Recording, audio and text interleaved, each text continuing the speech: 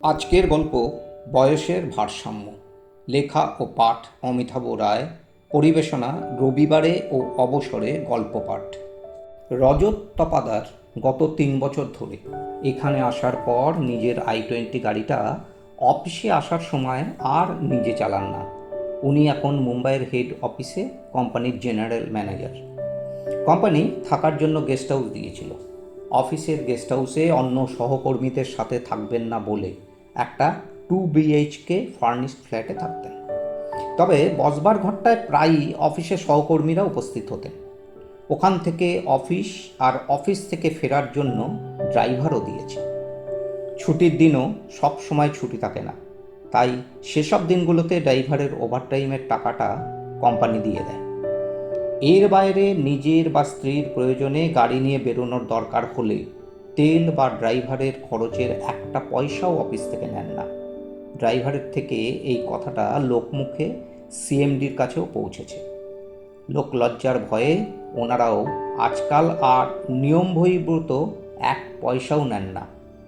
রজত স্যারের অভিভাবকের মতন ব্যবহার, কাজের দক্ষতা আর নিয়ম শৃঙ্খলার জন্য সবাই ওনাকে যেন ভগবান মনে করত। কিন্তু উনি নিজেকে একজন কর্মচারী হিসেবেই দেখতেন। জানতেন নির্দিষ্ট সময়েই এই চেয়ার এবং অফিসের মায়া ছাড়তে হবে। সে নির্দিষ্ট দিন এসে হাজির। ছেলের বিয়ে, নাতির অন্নপ্রাশন বা পৈতে, নিজের জন্মদিন, বিবাহবার্ষিকীর মতো অবসর গ্রহণের দিন একটি বিশেষ দিন বই কি। কাজেই সবার জন্য লাঞ্চের ব্যবস্থা করা, সবার কাছ থেকে ফুল উপহার নেওয়া, আর সবশেষে সবার আবেগপূর্ণ বক্তৃতায় মন ও শরীর উভয়ই এত ভারী বোধ করলেন যেন বিশাল এক পিছুটান নিয়ে বাড়ি ফিরছেন। স্ত্রী কানন ম্যাডাম আজকের দিনেও অফিসে যেতে চাননি। জানেন, রজত স্যার শেষ মুহূর্ত পর্যন্ত সব ফাইলে নোট দিয়ে সই করে যাবেন। তাছাড়া কাছে দূরের সবার সাথেই কাজের মধ্যেই কথা বলবেন। যারা এই অফিসে আসতে পারবে না তারা ফোন করবে। এই যে বাড়ি ফিরেও ফোনের পর ফোন ধরা। অবশ্য কিছু শুভাকাঙ্ক্ষী আছেন যারা পেনশনের কাগজপত্র, পিএফ বা গ্র্যাচুইটি ইত্যাদির টাকার কথা জানতে চাইবে। তবে এতগুলো টাকা কোথায় ইনভেস্টমেন্ট করবেন সেটা কেউ জানতে চাইবেন না, কারণ অন্তত গত 10 বছর ধরে উনি এ ব্যাপারে সবাইকে সঠিক উপদেশ দিয়েছেন। আজ গাড়ি থেকে কোনো ফাইল নিয়ে ঘরে ঢোকেননি, অফিসের চাবির গোছাটাও সঙ্গে আনেননি। মুম্বাইয়ের এই অফিসে আসার পর এই ড্রাইভারকে মাসের শেষে দিনে হাতে অতিরিক্ত কিছু টাকা দিতেন বাড়িতে মিষ্টি কিনে নেওয়া যাওয়ার জন্য। আজও তার ব্যতিক্রম নেই। তবে টাকাটা নিয়ে ড্রাইভারের আজ চোখে জল। কথা দিলেন স্যার কলকাতা যাওয়ার আগে পর্যন্ত অফিসের ছুটির আগে পরে এই গাড়িটা চালাবেন। খাতায় কলমে অবসর জীবনের শুরু। সিনিয়র সিটিজেনের তকমাটা জন্মের দিনেই বা সার্টিফিকেট অনুযায়ী নির্ধারিত থাকে। তবে রজত স্যারের বয়স একটা আলোচনার বিষয় ছিল। ঋতু নির্বিশেষে প্রতিটি দিন সকালে উঠে যোগব্যায়াম করাটা যেন বাধ্যতামূলক ছিল। আদা পাক ধরা চুলেই যেন আভিজাত্য আরও বাড়িয়ে দিয়েছিল। কানন ম্যাডামও সকালে একই সাথে যোগা করেন, তবে একটু কম সময়ের জন্য। সহকর্মীদের বেশিরভাগই যারা ওনার সঠিক জন্ম সময় সম্পর্কে অজ্ঞাত, তারা বিন্দুমাত্রও ধারণা করতে পারেননি রজত স্যারের অবসরের সময় চলে এসেছে। তবে দুর্ঘটনা না হলে ওনাকে অন্তত আগামী 20 বছর লাঠি ধরতেই হবে না। সাধারণত এই বয়সে প্রায় সবাইকে যেমন প্রেশার, সুগার, কোলেস্টেরল ইত্যাদির ওষুধ খেতেই হয়, রজত স্যারের তেমন কোনো ওষুধ এখনো পর্যন্ত খাওয়ার দরকার পড়েনি। নতুন জীবনটা নতুন সূর্য আর নতুন ভোর নিয়েই শুরু হলো। যোগব্যায়াম শেষে গোছগাছের পালা শুরু করতেই হলো। পরের সপ্তাহে কলকাতা ফেরার ফ্লাইটের টিকিট কাটা আছে। নিজের ফ্ল্যাটে আগামী দিনগুলো কাটানোর কথা চিন্তা করলে একরাশ ভালো লাগা এসে যেন পাশে বসে। মুম্বাই থেকে কলকাতা ফ্লাইটে আজ মন দিয়ে সময় মাপতে গিয়ে সময়টা যেন দীর্ঘায়িত হয়ে গেল। রাতের ডিনারটা ফ্লাইটেই সেরে নিলেন, কারণ এই ফ্ল্যাটে গত 4 মাস আসতেই পারেননি। মেয়ে দিল্লি থেকে গিয়ে কয়েকদিন থেকে গেছে, মানে 3টে শোবার ঘরই অগোছালো থাকবে সেটা ধরে নেওয়াই যায়। কিন্তু মা বাবা দুজনেই ফ্ল্যাটে ঢুকে ভুল প্রমাণিত হলেন। নিজেরা যা গুছিয়ে গিয়েছিলেন তার থেকেও ঝকঝকে চেহারা দেখে মন ভরে গেল। সঙ্গে সঙ্গে মেয়ে রাত্রির ফোন, ফ্লাইট তো ঠিক সময়েই এসেছে, ঠিকঠাক আছো তো? আজকাল 2 দিন পুরো রেস্ট নেবে, তোমাদের গাড়ি তো 2 দিনের মধ্যেই চলে আসবে।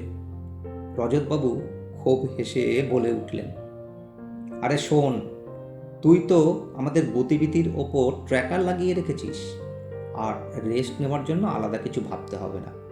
সবে তো 60-এ পা দিয়েছি, যদিও ওষুধের এক্সপায়ারি ডেট পার হয়ে গেলে পরদিন থেকেই ওতে কাজ হবে কিনা চিন্তা মাথায় আসে। এত ভাবিস না, আরও 10টা বছর যেতে দে, তারপর দেখা যাবে। এখন তুই রেস্ট নে, কালকে কথা হবে। তবে একটা কথা মানতেই হবে, তুই যে একা একাই এত গোছালো হয়ে গেছিস ভাবতেও পারিনি। Good night. রজত স্যার আর কানন ম্যাডাম তৈরি হয়ে শুতে গেলেন। দিনের মতন সকালে শরীরচর্চা শেষে 1 কাপ ব্ল্যাক টি খেয়ে স্বামী স্ত্রী তৈরি। কিন্তু এদিন থেকে যেন শুরু হলো নতুন রুটিন, নতুন জীবন। ব্রেকফাস্ট করেই মাছ সবজি কিনতে বাজারে যেতেই হবে। রজতবাবু সপ্তাহে 1 দিনই বাজারে যেতেন, বাদবাকি দরকারে কানন ম্যাডাম নিজে বা কাজের লোককে দিয়েই সব ব্যবস্থা করাতেন। তবে আজ ব্যতিক্রম একটাই, কানন ম্যাডাম রজতবাবুকে মোটর সাইকেল নিয়ে যেতে বারণ করে দিলেন। টোটো বা রিক্সাতে যাতায়াতের ভাড়া বাবদ কিছু খুচরো টাকাও দিয়ে দিলেন। বাদবাকি তো ইদানিং সব অনলাইনেই হয়ে যাচ্ছে।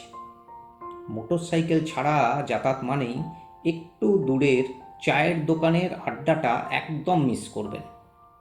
কিন্তু কোনো রকম গাইগুই কাজে এলো না। আরে বাবা, রজতবাবু না বুঝলে কি হবে, কানন ম্যাডাম বা রাত্রি তো বোঝে। 1 সপ্তাহ ধরে উনি সিনিয়র সিটিজেন হয়ে গেছেন। ফেসবুক বা হোয়াটসঅ্যাপের মেসেজে বয়স্কদের ওপর বিধিনিষেধের কথাগুলো তো মানতে হবে। রজতবাবু এখন বুঝতে পারলেন, শুধু সকালের ব্রেকফাস্টের মেনু পাল্টে গেছে তাই নয়, বয়স্কদের নিয়মকানুন মানার লাইনে দাঁড়াতে হয়েছে। তাহলে নিষ্ঠা মেনে এত শরীরচর্চা বা এত নিয়মানুবর্তিতা করে আলাদা কি হলো? শুধু বুঝলেন, নিজের বুদ্ধি খাটিয়ে জলে থেকেও কুমির এড়াতে হবে। রাতে স্বামী স্ত্রী আলোচনায় এই সিদ্ধান্ত নিলেন যে সকালে চা খেয়ে রজতবাবু মর্নিং ওয়াকে যাবেন, কারণ এটা এই বয়সে শরীর চাঙ্গা রাখতে অবশ্যই করতে হবে। অবশ্য বাড়ির কাজের লোকের সাথে সময় ঠিক করে কানন ম্যাডামও যাবেন। দিনটা রবিবার, রাত্রেই একটু দেরিতে ঘুম থেকে ওঠে, কাজেই একটু দেরিতেই ফোন করলো। স্পিকারে রেখে দুজনেই শুনছেন। সব শুনে সকালে বাইরে গিয়ে হাঁটার পরিকল্পনা এক কথায় বাতিল করে দিল। না বলার পেছনে যুক্তি হলো বিভিন্ন সময় আবহাওয়ার পরিবর্তন, মাঠে সারাটা বছরই কোনো না কোনো খেলা চলতেই থাকে, আর রাস্তা দিয়ে আজকাল তো হাঁটাই যায় না। তবে সমাধানের রাস্তাও করে দিয়েছে। ও কথা বলতে বলতে একটা ট্রেডমিলের অর্ডার দিয়ে দিয়েছে, কালকেই বাড়িতে ডেলিভারি হয়ে যাবে। রজতবাবু খেয়াল করেছেন, ইদানিং মানে রাত্রির জবে থেকে অফিসে ম্যানেজারের পোস্টে পদোন্নতি হয়েছে, তবে থেকে বাবা মা যেন ওর অধীনস্থ। তবে ফোন শেষ করেই রজতবাবু কানন ম্যাডামকে রাত্রির বিয়ের ব্যাপারে বিশেষ মনোযোগ দিতে বললেন। ও যখন এই ব্যাপারে বাবা মায়ের প্রতি আস্থাশীল, কাজেই আজ থেকেই রবিবাসরীয়তে পাত্রী চাই কলামে লেখা এবং দেখা শুরু করলেন। বিবাহ সংক্রান্ত সমস্ত মিডিয়াতে অ্যাড দিয়ে দিলেন। ফ্ল্যাটের দক্ষিণ পশ্চিম খোলা থাকায় খুব হাওয়া, দরকার লাগলে এসি চালু। কিন্তু কয়েকটা দিনেই রজতবাবুর যেন দম বন্ধ হওয়ার দশা। বাইরে বেরোনোর একটাই রাস্তা ছিল বাজার করতে যাওয়া, কিন্তু প্রচণ্ড গরমের অজুহাতে রাত্রি সুইগি, ব্লিঙ্কিট, বিগ বাস্কেট ইত্যাদির ব্যবস্থা করে দিল। গরম বলে পাহাড়ে ঘুরে আসার সব বন্দোবস্ত করে দিয়েছে। ছোটবেলার চাহিদার কথা মনে করে কতবার যে নিরাশ হতে হয়েছে। বড় হয়ে বুঝেছেন যে বৃদ্ধ ও শিশুদের মধ্যে সবচেয়ে সুস্পষ্ট মিল হলো তাদেরও অন্যের যত্ন ও হস্তক্ষেপের প্রয়োজন হয়। কিন্তু নিজের তো মনে হয় সঠিক অর্থে বৃদ্ধ হতে ঢের দেরি আছে। মায়ের প্রচ্ছন্ন সমর্থনে রাপ্তির এই দৌরাত্ম্য। ৭৫ বছর বয়সে আবার পুরো পেনশন নিশ্চিত পাবেন এই আশা ছিল, কিন্তু সামান্য হলেও মনে একটু ভয়ের মেঘের আনাগোনা চলছে। তাই সব রকম বিজ্ঞাপন দেখে মেয়ের বিয়ের জন্য কয়েকটা পাত্র পছন্দ করে রেখেছেন। কানন ম্যাডামের সাথে আলোচনা করে পাত্রপক্ষের সাথে কথাও বলে রেখেছেন। রাপ্তি আসলেই তাদের আসার জন্য আমন্ত্রণ জানানো হবে। তবে আগামী পরশু নৈনিতাল যাওয়ার জন্য পন্থনগরের ফ্লাইটের টিকিট কাটা আছে। ভাবলেন, রাপ্তির বাবা মায়ের বিবাহবার্ষিকীর কথা আর হনিমুনের গল্প মনে আছে? দরজায় বেল বাজল। দরজা খোলার দায়িত্ব এখন রজতবাবুকেই দেওয়া আছে। দরজা খুলেই রাপ্তিকে দেখে চরম বিস্ময়ে পেছনে ফিরে দেখলেন কানন ম্যাডাম মুচকি মুচকি হাসছেন।